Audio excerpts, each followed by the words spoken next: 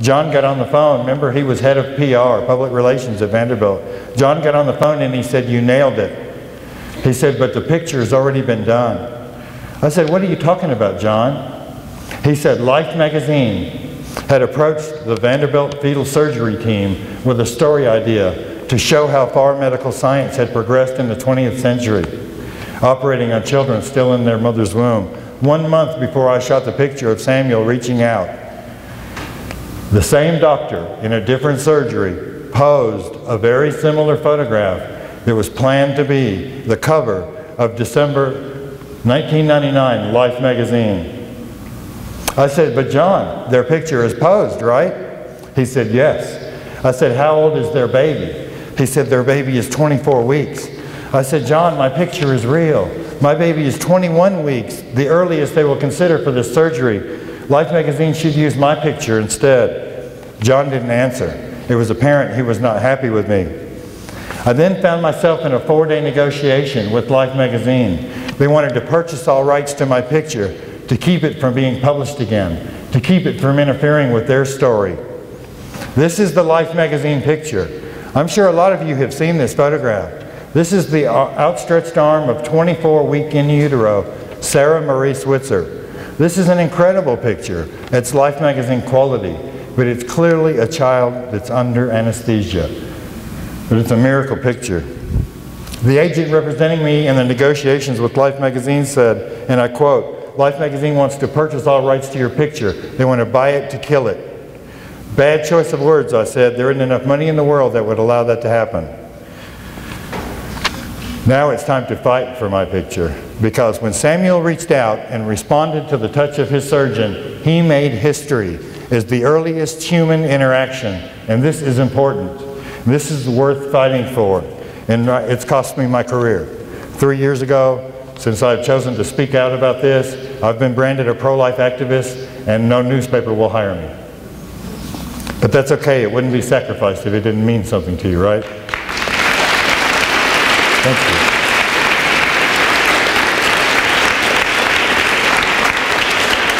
Thank you. Now, after Life magazine decided to pass on using my picture instead of their posed photo, it was time to fight for this picture, and it was a race to get my picture published before Life magazine could go to press with their picture. The picture of Samuel, also published in the September-October issue of VSD magazine. It was described to me as the People magazine of France. By mid-October, the picture had gone into syndication and had been published in magazines and newspapers in France, England, Scotland, and Ireland. It was published in the November 1999 issue of the National Enquirer, and Matt Drudge tried to show the picture on his Fox television show, and Fox Network censor said, "You can't show that picture. You're going to talk about abortion." Matt Drudge got up and walked off the set. That was the end of his television career over this picture. I don't know if you know who Matt Drudge is. He left New York City and went to Miami and started the Drudge Report. And since the healthcare debate, he's averaging about 27 to 29 million visitors every 24 hours. Very conservative news site.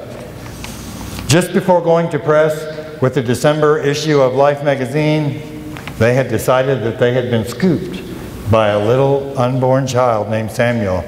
And their earth-breaking, or their groundbreaking news story about fetal surgery had become old news.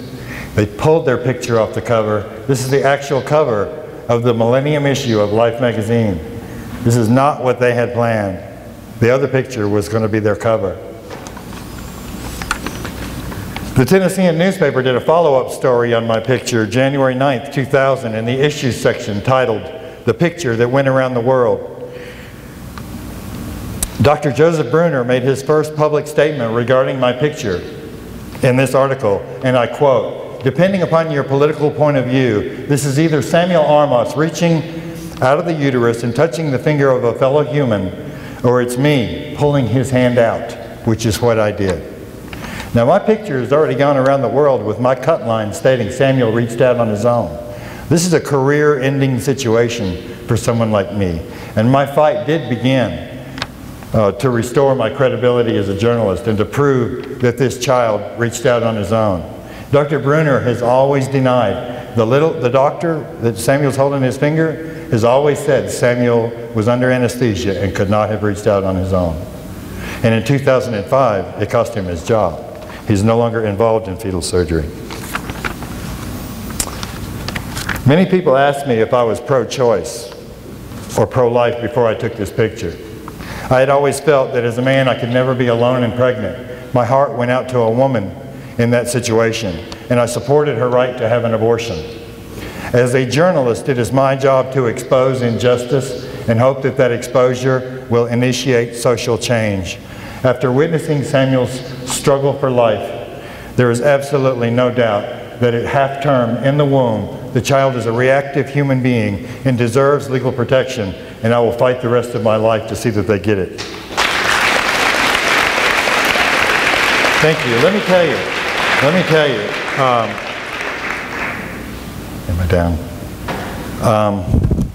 Kind of short on time, so I'm trying to cut it a little closer.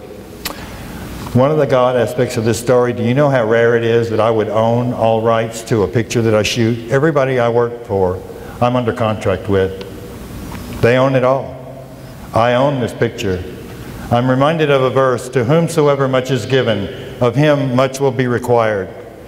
This picture was a very big blessing for me, and it also became a very big responsibility, as it should for anybody. I own this picture. It doesn't print without my permission. I want to wallpaper the world with this picture. I created a website, michaelclancy.com. Please, I challenge you, visit my website, email me. I will send you a digital file of this picture. If you're looking for something that you can do in 5 minutes from home, you can send a digital file of this picture to all your representatives through email very quickly, including the president. Keep this picture alive. When I heard, one of my many nights, when I heard about the upcoming debates on the ban on partial birth abortion, I had contacted my local congressman and offered use of the picture. He had 8x10s printed and sent to every United States congressman in Washington, D.C. June 2003, Newsweek published a story on their cover, Should a Fetus Have Rights? Inside, they did a follow-up story on Samuel and showed him in the backyard of his home outside of Atlanta, Georgia. This issue of Newsweek was held up on the floor of the United States House of Representatives and the United States Senate during the debates on the ban on partial birth abortion. Senator Brownback told me that he stood directly in front of Senator Barbara Boxer, showing her this picture, and asked her, how can you deny this is a baby? Her response was, I'm not going to answer that. September 25th, 2003, I was in Washington, D.C., testifying before a Senate subcommittee hearing, sitting next to the little boy I had captured reaching from the womb in my picture.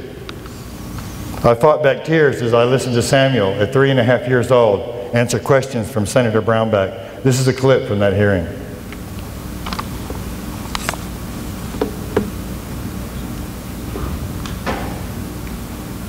Sometimes it's a little slow.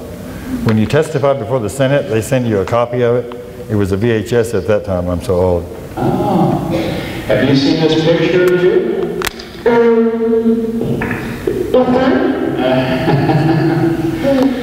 Well, you're offering a lot of hope to people.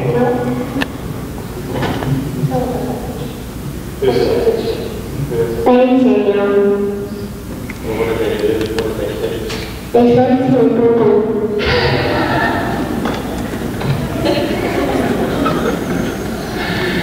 And you feel much better now that they fixed your boob? Yes. Thank you very much. You know how when the phone rings, you look at your caller ID? Now it's always on the cell phone. You look at the caller ID to see if you're going to answer it. Well, it was November 2003. I had the day off. My home phone rang. And I went and looked at the caller ID, and there were no numbers. It said the White House. And I thought, wow, this is a great marketing idea because I'm going to take this call. It was a representative from the White House inviting me to attend the signing into law of the ban on partial birth abortion because they felt the ban passed the House and the Senate because the picture was influential. Thank you. 10 years after taking the picture, I lost count at over 5 million people that had been to my website.